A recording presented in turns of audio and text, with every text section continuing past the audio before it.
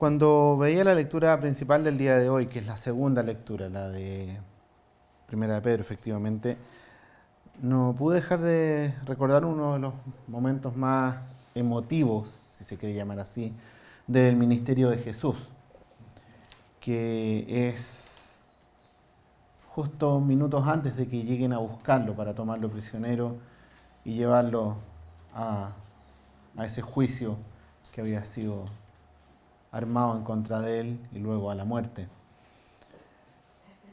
Es tan hermoso leer los capítulos 14 en adelante, hasta el 17 básicamente, del Evangelio de Juan. Y cuando, en especial en el capítulo 17, tenemos escrita la oración, una oración de Jesús, momentos antes de que todo el plan de Dios finalmente se consume y llegue Él a, efectivamente, morir por nosotros. Es increíble cómo uno ve a Jesús pendiente no de sí mismo, sino que de otros, pendiente de los que están ahí, de los que son sus seguidores, de los que son sus discípulos, que Él sabe, los van a abandonar en minutos. Y no solamente por ellos, sino que como Él lo dice, los que van a creer por la palabra de ellos. Y eso nos pone a nosotros en esa oración de Jesús, ahí en Juan 17. Y hay un par de frases que me vinieron a la mente al leer este pasaje de Primera de Pedro, que son las siguientes. No ruego que los quites del mundo, sino que los protejas del mal. Tal como tú me enviaste al mundo, así yo los he enviado al mundo. Me acordaba de esos pasajes, veía la lectura de Primera de Pedro y me preguntaba si es esa la vocación de la iglesia el día de hoy. Ahora, tuvimos toda una conversación en nuestro grupo de crecimiento, no sé si en otros grupos se habrá dado, de que, ¿qué es la iglesia? ¿Cuál es la iglesia? Si uno pone iglesia.cl va a salir algo en específico. Pero esa es la iglesia, esta es la iglesia, ITR, los que estamos acá hoy día, o otras iglesias que están en alguna parte de Viña, Valparaíso, Chile, el mundo. La iglesia, definida como el pueblo de Dios, aquellos que han confesado a Jesús como su Salvador, su Señor, quienes han rendido su vida a Cristo, quienes se han arrepentido de sus pecados frente a Dios. Tiene como vocación hoy la iglesia de Dios no alejarse del mundo, sino que vivir en medio del mundo para hacer testimonio. Y nos hacíamos esa pregunta, porque es una pregunta que muchas veces yo personalmente se la he hecho a gente no creyente, y ellos tienen su opinión al respecto. Como siempre y como es bueno, vamos a pedir en oración que Dios nos guíe en la meditación en su palabra y que más allá de respuestas que nosotros podamos dar, sean las respuestas de Él las que queden en nuestro corazón. Oremos. Te damos gracias, Padre nuestro, porque hoy día nos permites estar acá reunidos para meditar en torno a tu palabra. Te rogamos nos guíes, nos aclares cosas que podamos tener un poco oscuras en nuestro corazón y tú nos digas quiénes somos y para qué estamos en este mundo. Lo pedimos en el nombre de Jesús. Amén. Iglesia en misión. Más de alguna vez me ha tocado ver en contextos evangélicos esta frase o pósters, así como iglesia en misión. ¿Y qué es lo que sale al lado? Un niñito negrito en África.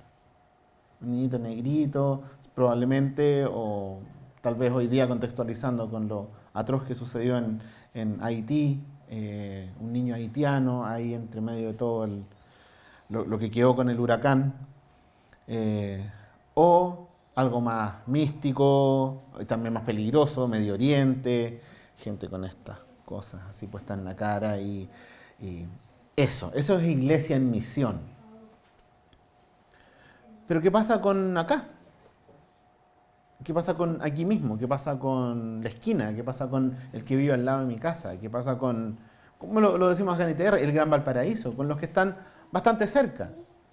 Pareciera que hay veces que resulta más fácil proyectarse a una misión al otro lado del mundo, en donde yo probablemente nunca voy a ir a dar, pero sí, a lo mejor puedo hacer que otro vaya. Pero eso lo pensamos como misión.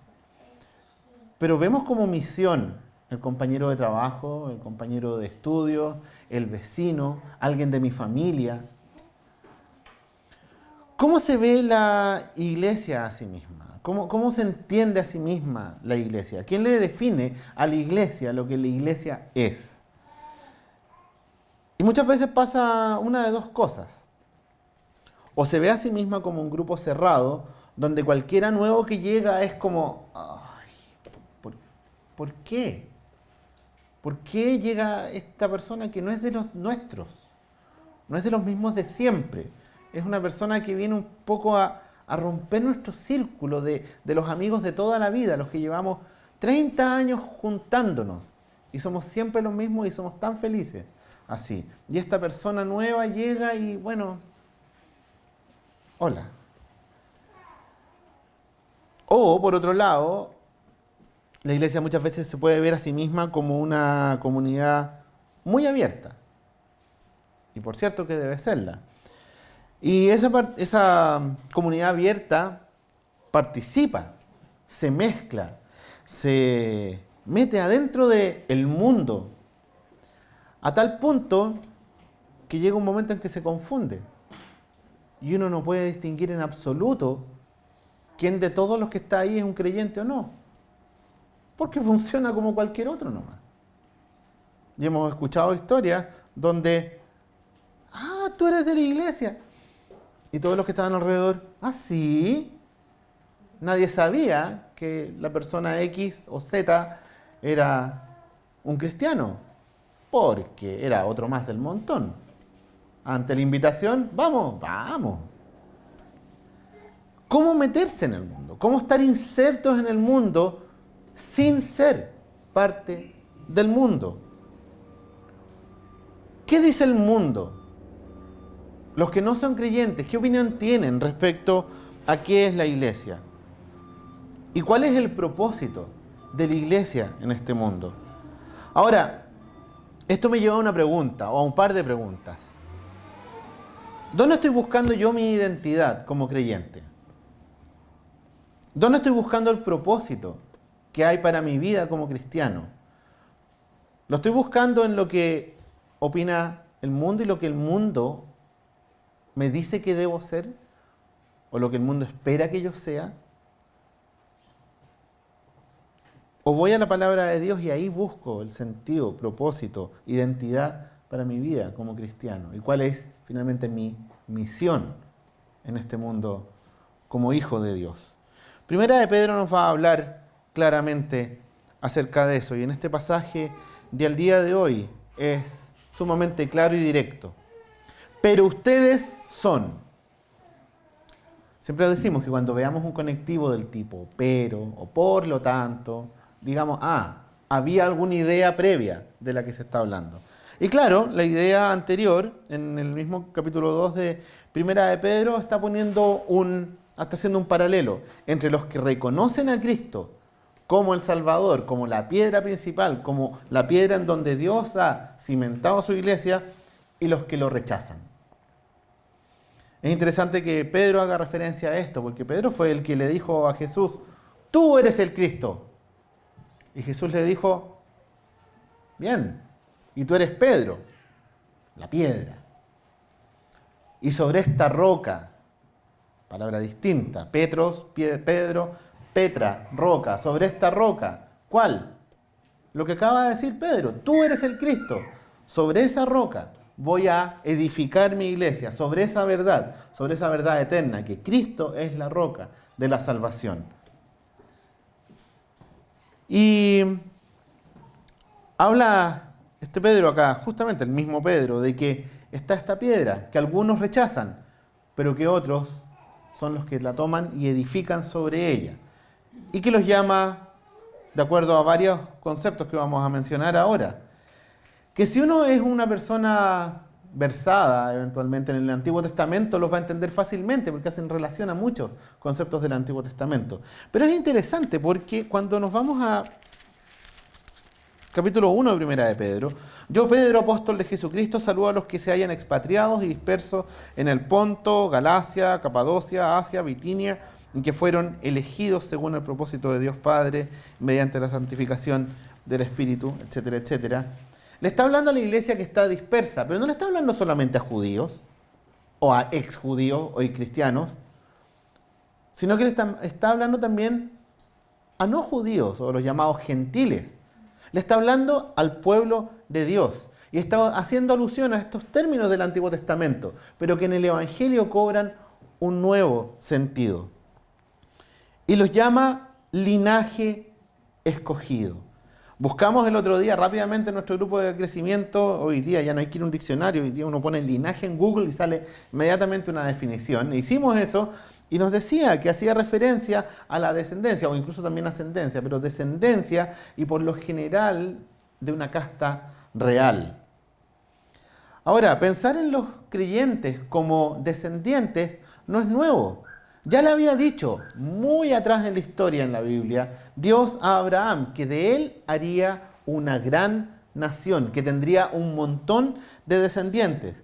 Pero se refería solamente a la descendencia física, al pueblo de Israel, y podemos tomarnos todo el tiempo del mundo en esto, pero no lo vamos a hacer, y si hay alguna duda después podemos conversarlo. Por supuesto que no.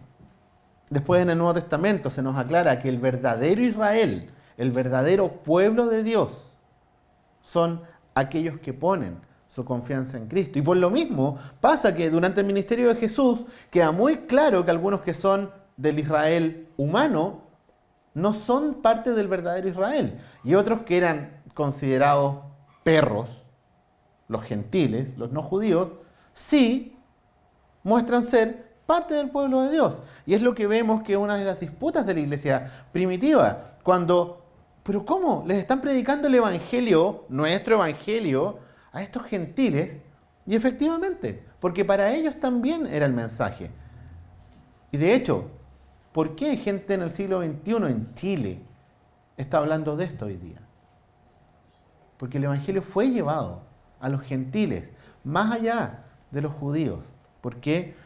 Porque el mensaje es el mensaje de salvación para el mundo.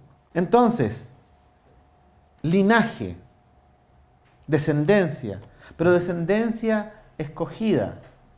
Y claramente, el ser linaje no es que yo me lo merecí, no es que yo lo conseguí, no es que yo lo compré, sino que Dios en su misericordia me llamó a ser linaje de Él. Me llamó a ser un descendiente, en términos del Antiguo Testamento, de Abraham. Él me trajo a sí mismo, como lo hizo con Abraham. Abraham no andaba por ahí dándose vueltas, alabando al Señor y buscándolo. Abraham era un pagano, del que Dios tuvo misericordia. Igual que conmigo, igual que con probablemente todos los que estamos acá. Paganos de los cuales Dios tuvo misericordia. Y probablemente tú me puedes decir, no, pero yo tengo un pasado muy religioso. Si no estás adorando al Dios verdadero, eres un pagano.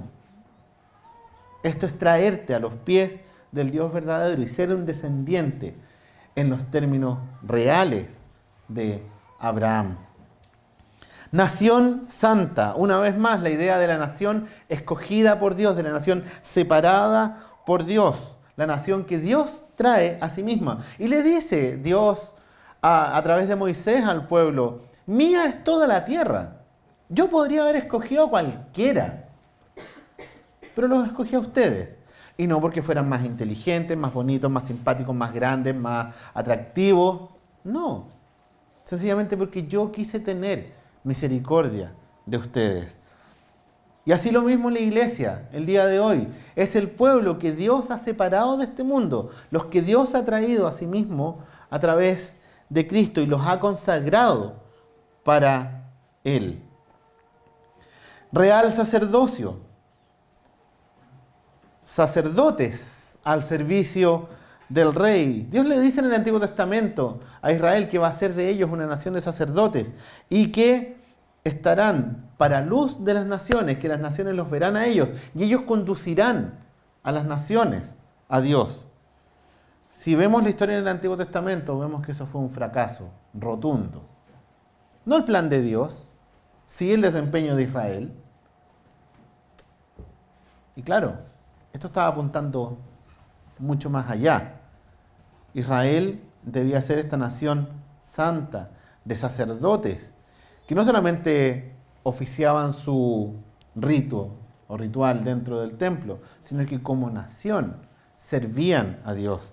Si vieron la serie de televisión, aunque si leen el libro es mejor, obviamente, en Éxodo, Levítico, Número, Deuteronomio, ven a Moisés, cuando Moisés es llamado por Dios, le dice Dios a Moisés que vaya a buscar al pueblo de él y que lo traiga y que le tiene que decir a Faraón que quiere sacar a su pueblo para que lo sirva.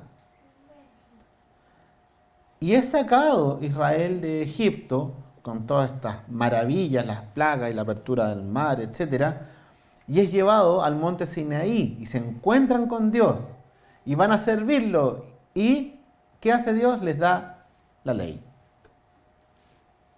Servir a Dios me suena un poco más religioso, me suena un poco más místico incluso. Pero ¿qué es lo que quiere Dios? Que su pueblo lo sirva. ¿Y cómo lo va a servir? Amándolo, conociéndolo y viviendo en obediencia. Sabemos que Israel como nación, incluso los mismos sacerdotes, fallaron en esto. Y es lo que es el llamado para hoy de la iglesia, aún, de ser este grupo de gente que está para hacer luz para el mundo acerca de quién es este Dios que salva. Pueblo adquirido por Dios. El pueblo que Dios tomó para sí mismo. Y en el capítulo anterior vemos, y antes alguien lo mencionó, el pueblo que Dios toma para sí mismo y que, por cierto, tiene un costo tremendo. Versículos 18 y principios del 19 en el capítulo 1. Ustedes saben que fueron rescatados de una vida sin sentido, la cual heredaron de sus padres, y que ese rescate no se pagó con cosas corruptibles como el oro y la plata, sino con la sangre preciosa de Cristo. Ese fue el costo que pagó Dios para el rescate de los que son su pueblo, de los que son su iglesia. Antes que ustedes no eran pueblo, dice Pedro, pero hoy sí. Antes que no habían conocido la compasión, decía nuestra versión, tal vez es más acertado decir misericordia, antes que no habían conocido misericordia y hoy sí han conocido la misericordia. Lo dice el apóstol Pablo, que aquí no es del que quiere o del que corre, sino que del que Dios tiene misericordia. Una salvación que no se hereda. Mis hijas no son salvas o no van a ser salvas porque son hijas nuestras, sino que rogamos a Dios que Él tenga misericordia. Es nuestro deber como padres, criarlas en el Evangelio, enseñarles en el Evangelio, ayudarlas, animarlas a vivir en el Evangelio, ser un ejemplo para ellas en el Evangelio. Pero llega el día en que cada una, y me gustó el otro día, lo recordaba cuando fue bautizado Maxi, el chiquito de Rodo y Clau, que el pastor era enfático en decir, esto no lo hace salvo. Va a llegar el día en que él va a tener que, con sus propios labios, confesar a Jesús como su Salvador. Una salvación que no se vende.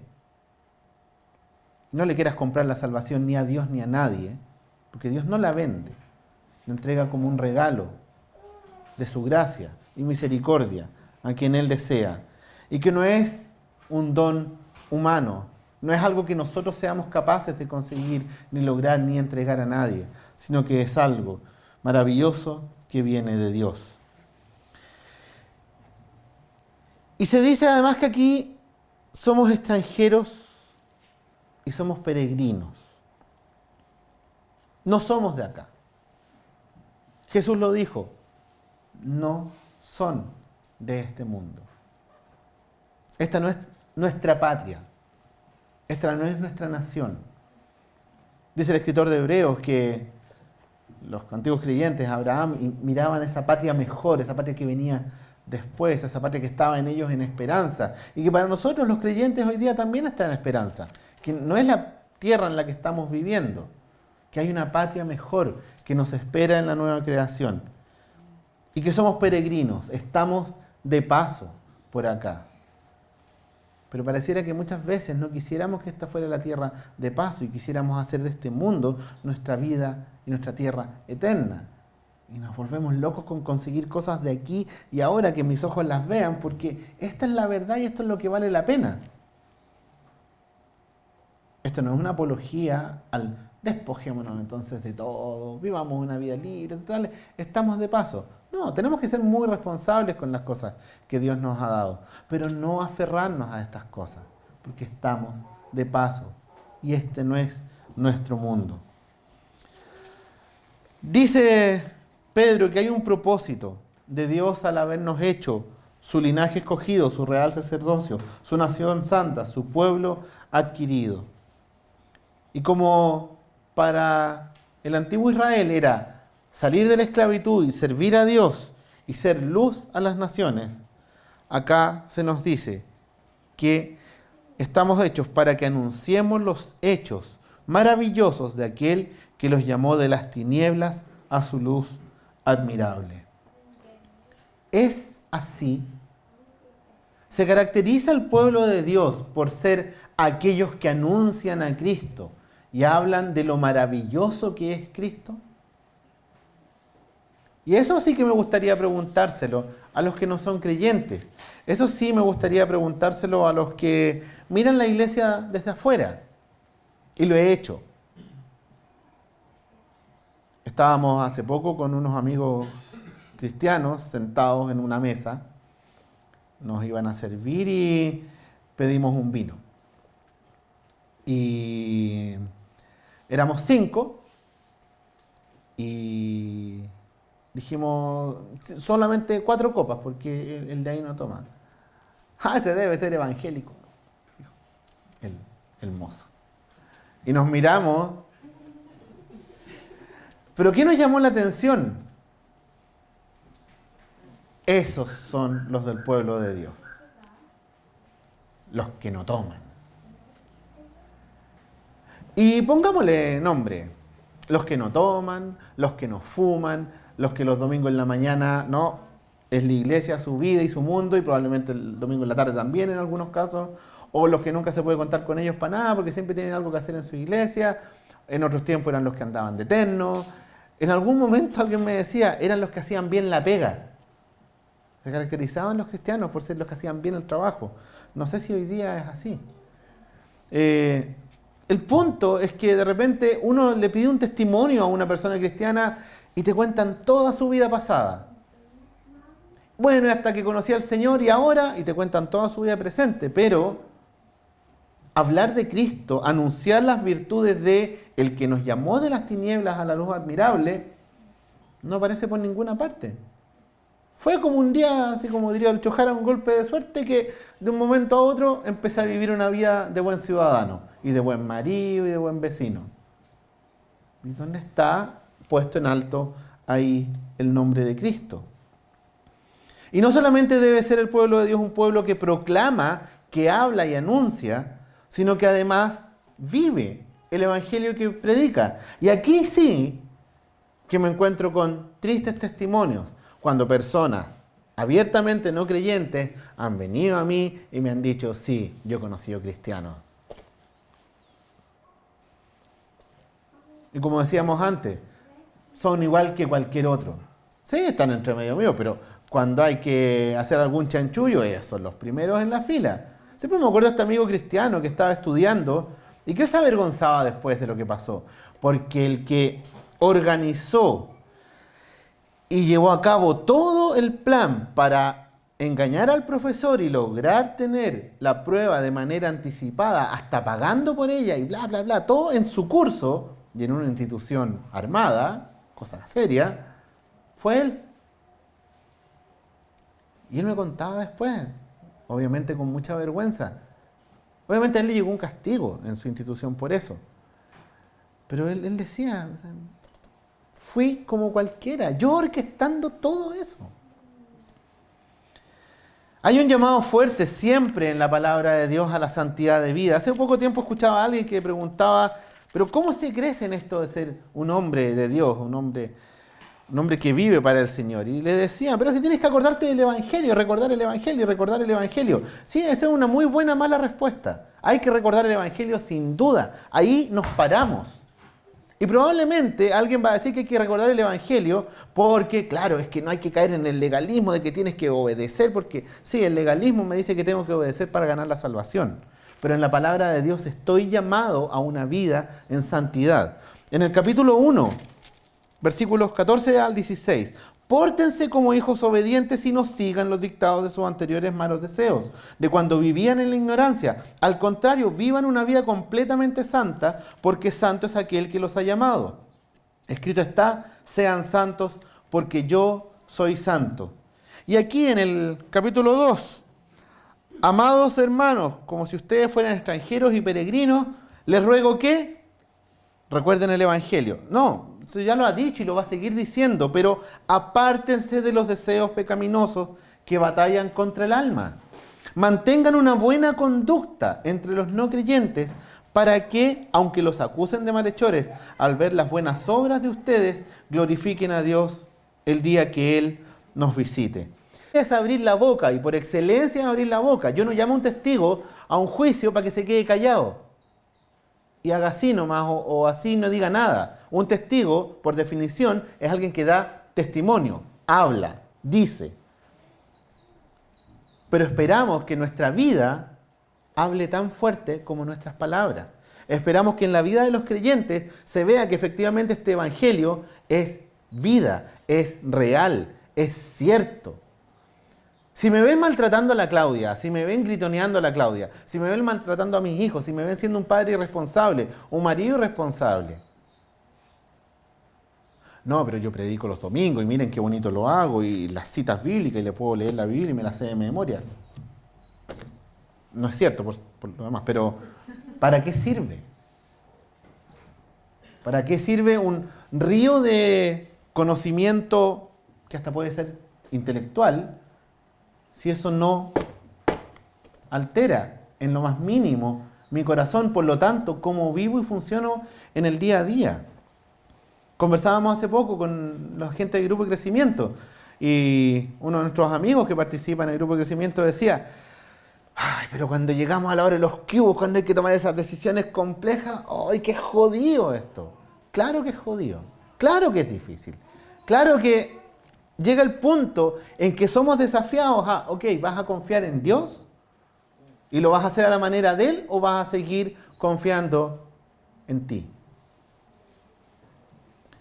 Y es interesante que dice aquí que aunque los acusen de malhechores, aunque los acusen de hacer el mal, en la iglesia primitiva era interesante porque se acusaba a los cristianos en algunos círculos de ser caníbales, por la terminología que hacía referencia a la cena del Señor, que van a comer de Cristo. Es como, caníbales de estos tipos. O que había incesto por este llamado constante al amor los unos a los otros. O incluso que eran ateos, porque adoraban a un Dios que no era visible, entonces se los consideraba en algunos círculos que eran ateos o que eran unos traidores porque ellos no juraban fidelidad a César, no al César que está aquí, sino que al ave César, al otro. Pero hoy, ¿cómo es eso? ¿O no pasa acaso que a los cristianos que dicen las cosas relativas a la sexualidad, que dicen las cosas relativas a la vida en pareja, que dicen las cosas relativas a leyes como la del aborto y otras muchas cosas, ¿no se los acusa acaso de intolerantes? ¿No se los acusa acaso de los retrógrados, los que están perdidos, los que son estos tipos que tienen todo en un cuadro, en un marco y son ellos los que están mal? Claro, es cierto, la iglesia muchas veces en lugar de mostrar una actitud amorosa, muestra una actitud de juicio. Nosotros somos mejores que ustedes. Y eso no es cierto. Pero hoy día, el pueblo cristiano, y espero decir cristiano, los verdaderos cristianos, son los intolerantes. O los que creen todavía en el matrimonio. El próximo sábado me toca predicar en un matrimonio. Y yo sé que la mitad del público presente está como, ¿cómo se le ocurre casarse? La tontera de casarse. Vamos llamando malo a lo que Dios ha llamado bueno. En eso y en muchas otras cosas. El llamar malo a lo que Dios llama bueno, efectivamente nos pone en este plano de que se nos acuse a nosotros como hijos de Dios de propiciar lo que a este mundo no le agrada. Pero ¿para quién vivimos? Ellos verán y glorificarán a Dios. Y puede que sea aquí en esta misma vida, en un tiempo más, que en algún momento alguno espiritualmente le caiga la teja y diga, era cierto, y es verdad. Y lleguen a ser personas que reconocen el Evangelio.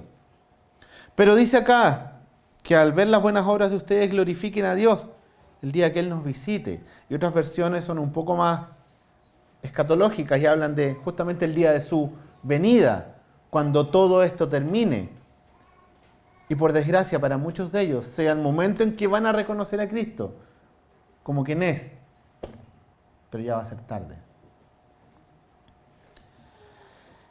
La lectura de Jeremías, además de todos los nombres raros que aparecía al principio, es una mini ilustración, y si quieren ustedes la pueden leer después con más calma.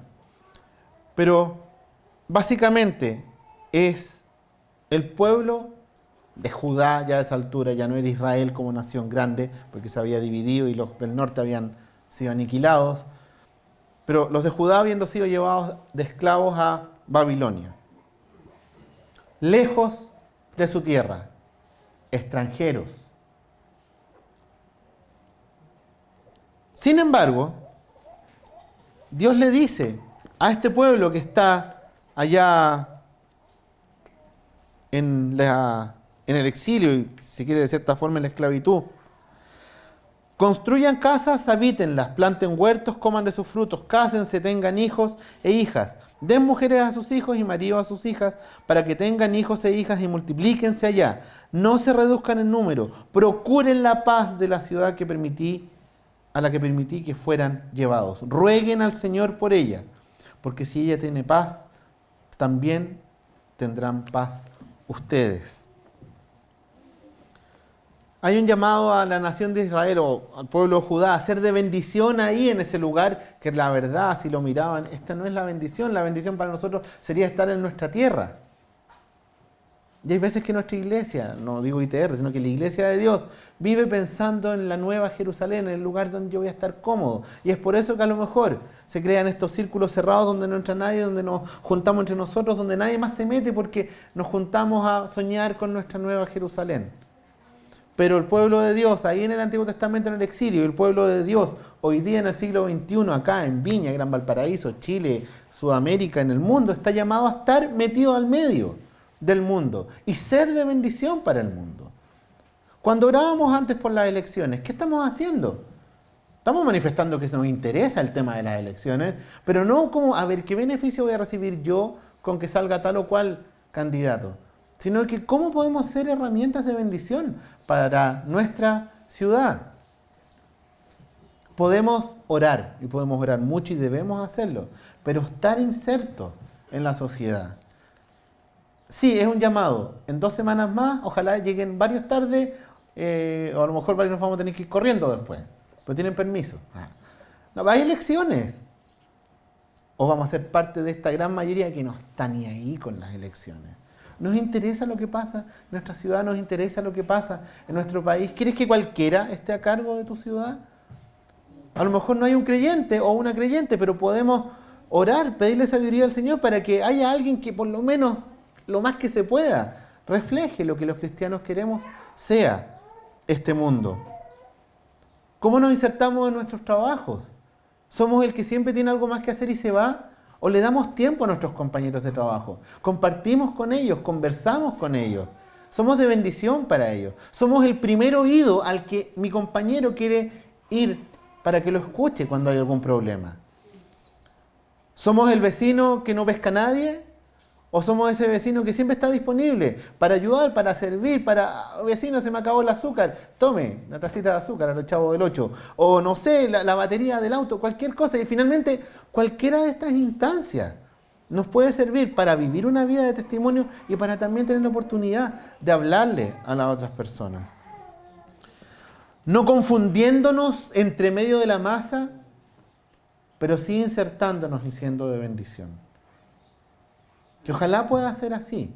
Que habiéndonos tomado el Evangelio súper en serio y habiendo realmente doblado nuestras rodillas delante de Dios, reconociendo a Jesús como el único y exclusivo Salvador, podamos con esa misma pasión servir a los que están en necesidad, que no hay que ir a buscarlos solamente a África o al Medio Oriente, están al lado tuyo día a día. Oremos. Te damos gracias, Padre, porque has llamado a tu iglesia a ser una iglesia que está viva y, como lo dice Pedro un poco antes en este capítulo, piedras vivas, edificando un templo tuyo. Pero piedras vivas que están para llevar vida a este mundo que está muerto. Sabemos, Señor, que no se trata de estar acá y encerrarnos en nosotros y esperar que los muertos lleguen caminando. Tú nos has llamado a ir a todas las naciones. Vayan y hagan discípulos. Vayan y vivan vidas de un buen testimonio.